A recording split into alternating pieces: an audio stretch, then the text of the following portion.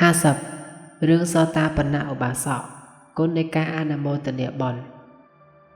ក្នុងកាលនៃព្រះសម្ពុទ្ធទ្រង់ព្រះនាមកាសបៈមានឧបាសកម្នាក់ជាអ្នកដល់នៅសតាបានឡើងជាសម្ពោធជាមួយនឹងជាងកាត់សក់ម្នាក់ឆ្លងមហាសមុទ្រទៅប្រកបកិច្ចការផ្សេងឆ្លងទៅបាន7ថ្ងៃសម្ពោធក៏ធ្លាក់លិចកណ្ដាលមហាសមុទ្រជនទាំងពីរនាក់នោះក៏នាំគ្នាតងផែនក្តារមួយសន្លឹកហែលលើកោះតូចមួយក្នុងកោះនោះមានបក្សីជាច្រើនជាងកាត់សក់ក៏សម្លាប់បក្សីនោះចម្អិនបរិភោគលុះចម្អិនហើយបានចែកឲ្យសតាបនៈឧបាសកសតាបនៈឧបាសកមិនព្រមទទួលយកសាច់នោះបរិភោគឡើយបាននិយាយប្រាប់ជាងកាត់សក់ថាទីពឹងដតីរបស់ខ្ញុំមិនមានទេមានតែព្រះរតនត្រ័យទាំង3ជាទីពឹងរបស់ខ្ញុំនិយាយដូច្នេះហើយក៏នឹករលឹកដល់គុណព្រះរតនត្រ័យក្នុងកលនោះមាននាគរាជមួយបានដឹងថាឧបាសកមានគុណខ្ពង់ខ្ពស់ដូច្នេះហើយក៏និមិត្តខ្លួនជាសម្ពោធមួយយ៉ាងធំ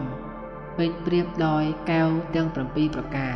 ឯទេវតាអ្នករក្សាសមុទ្រជាអ្នកកាច់ចង្កូតសម្ពោធនោះបានស្រែកឃោសនាថាអ្នកណាចង់ទៅចម្ពោះទ្វីបឡើងជាសម្ពោធនេះមកឧបាសកនិយាយថា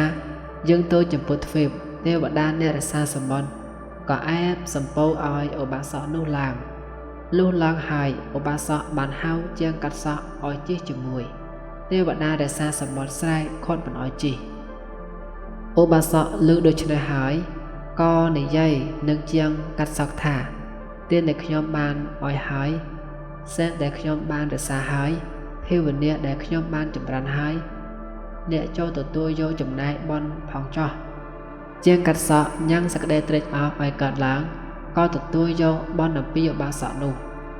ក្នុងពេលនោះទេវតាព្រមទាំងជាងកាត់សក់ឲ្យឡើងជាសម្ពោធ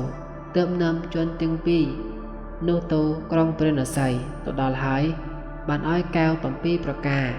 មួយសម្ពោធនោះដល់ជនទាំងពីរនាក់ក៏ត្រឡប់ទៅលំនៅរបស់ខ្លួនវិញ